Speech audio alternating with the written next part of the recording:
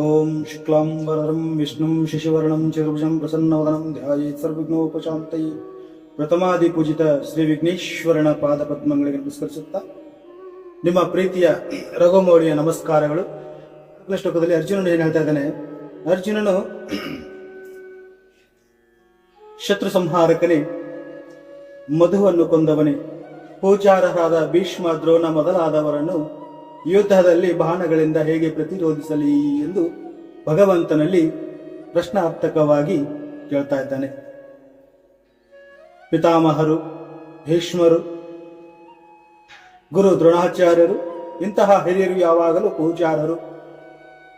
ಅವರು ಆಕ್ರಮಣ ಮಾಡಿದರೆ ಅವರನ್ನು ಪ್ರತಿರೋಧಿಸಬಾರದು ಎಂದು ಅರ್ಜುನನ ವಾದವಾಗಿತ್ತು. ಮುಂದಿನ ಶ್ಲೋಕ 5 ಗುರುನ ಹತ್ವಾಹಿ ಮಹಾನುಭಾವಾನ್ ಶ್ರೇಯೋ ಭೋಕ್ತುಂ ವೇಕ್ಷಮಪೀಹ ಲೋಕೆ ಹತ್ವಾರ್ಥ ಕಾಮಾಂಸ್ತು ಗುರುನಿಹೇವ ಭುಂಜೀಯ ಭೋಗಾನ್ ರುಧಿರ ಪ್ರದಿಗ್ಧಾನ್. ನೋಡಿ, ನೇಮೆ ಶ್ಲೋಕವನ್ನ ಕೇಳಿ.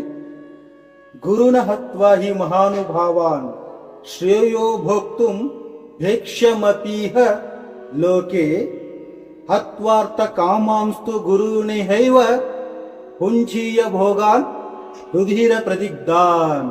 ಅಂದ್ರೆ ನನ್ನ ಗುರುಗಳಂತಹ ಮಹಾನುಭಾವರನ್ನು ಕೊಂದು ಜೀವಿಸುವುದಕ್ಕಿಂತ ಈ ಜಗತ್ತಿನಲ್ಲಿ ಭಿಕ್ಷೆಯನ್ನು ಬೇಡಿ ಬದುಕುವುದು ಉತ್ತಮ. ಐಹಿಕ ಜೀವನದಲ್ಲಿ ಐಶ್ವರ್ಯವನ್ನು ಬಯಸುವವರಾದರೂ ಅವರು ಹಿರಿಯರು.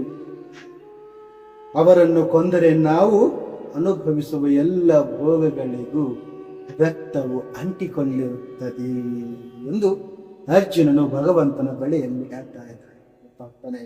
ಶಾಸ್ತ್ರಗಳ ಸಂಹಿತೆಯ ಪ್ರಕಾರ ಅಯೋಗ್ಯ ಕೆಲಸವನ್ನು ಮಾಡುವ ಮತ್ತು ವಿವೇಚನೆಯನ್ನು ಕಳೆದುಕೊಂಡ ಗುರುವು ತ್ಯಜಿಸಲು ಅರ್ಹನು.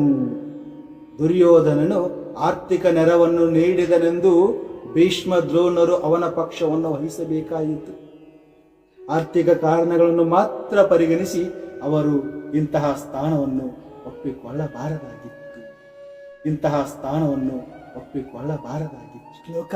ಶ್ಲೋಕ 6 ನ ಚೈತದ್ವಿದ್ಮಃ ಕತರನ್ನೋ ಗರಿಯೋ ಯದ್ವಾ ಜಯೇಮ ಯದೀವಾನೋ ಜಯೇಯು ಯಾನೀವ ಹತ್ವಾನ ಜಿಜಿವಿಷಾಮಸ್ ತೇವಸ್ಥಿತಃ ಪ್ರಮುಖೇ ಧಾರ್ತರಾಷ್ಟ್ರಃ.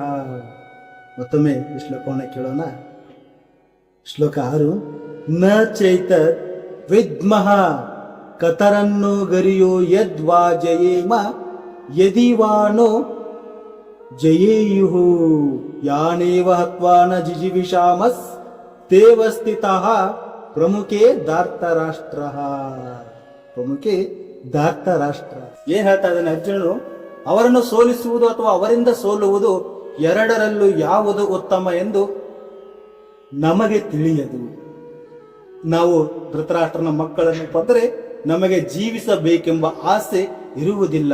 ಆದರೂ ರಣರಂಗದಲ್ಲಿ ಅವರೆಲ್ಲ ನಮ್ಮ ಮುಂದೆ ನಿಂತಿದ್ದಾರೆ.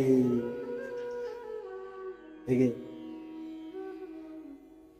ಭಗವಂತನಿಗೆ ಈ ಪ್ರಶ್ನೆಗಳನ್ನ ಕೇಳ್ತಾ ಇದ್ದೇನೆ. ಇಲ್ಲೇ ಆತ್ಮೋಪದೇಶವನ್ನ ಪಡೆಯಲು ಯೋಗ್ಯನಾದಂತಹ ಅರ್ಜುನನು, ಅವನ ಮನಸ್ಥಿತಿಗಳು ಹೇಗಿದೆ? ಯುದ್ಧ ಮಾಡುವುದು ಕ್ಷತ್ರಿಯನ ಕರ್ತವ್ಯವಾದರೂ ಯುದ್ಧ ಮಾಡಿ ಅನಗತ್ಯವಾದ ಹಿಂಸೆಯ ಸಾಧ್ಯತೆಗೆ ಎಡೆ ಕೊಡಬೇಕೆ ಅಥವಾ ಯುದ್ಧ ಮಾಡದೆ ಭಿಕ್ಷೆ ಬೇಡಿ ಬದುಕಬೇಕೆ ಎಂದು ಅರ್ಜುನನಿಗೆ ತಿಳಿಯದಾಯಿತು. ಸದ್ಯ ತಿಳಿಯದೆ ಭಗವಂತನ ಬಳಿಯಲ್ಲಿ ತನ್ನ ಮನೋವ್ಯಥೆಗಳನ್ನ ಹೇಳ್ಕೊಳ್ತಿದ್ದಾನೆ.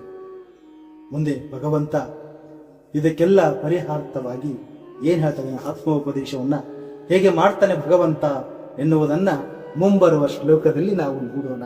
ಪ್ರಿಯ ವೀಕ್ಷಕರೇ, ಈ ನಮ್ಮ ಶ್ಲೋಕದ ಸಂಚಿಕೆಗಳು ನಿಮಗೆ ಇಷ್ಟ ಆಗಿದ್ರೆ ದಯವಿಟ್ಟು ನಮ್ಮ ಚಾನೆಲ್ನ ಸಬ್ಸ್ಕ್ರೈಬ್ ಮಾಡಿ, ಲೈಕ್ ಮಾಡಿ, ಶೇರ್ ಮಾಡಿ, ಕಮೆಂಟ್ ಮಾಡಿ, ಮತ್ತೆ ನಿಮ್ಮ ಅಭಿಪ್ರಾಯಗಳನ್ನ ತಿಳಿಸಿ.